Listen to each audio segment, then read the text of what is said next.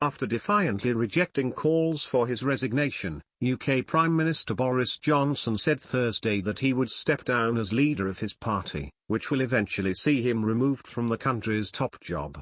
Addressing the nation from in front of his 10 Downing Street office, Johnson thanked Britons for the immense privilege they had bestowed upon him, but said he agreed it was time for his Conservative Party to have a new leader.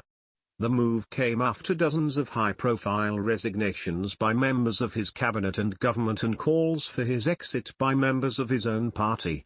A long series of scandals has engulfed Johnson, the latest involving former government minister Chris Pincher, who recently resigned after being accused of groping 2 men.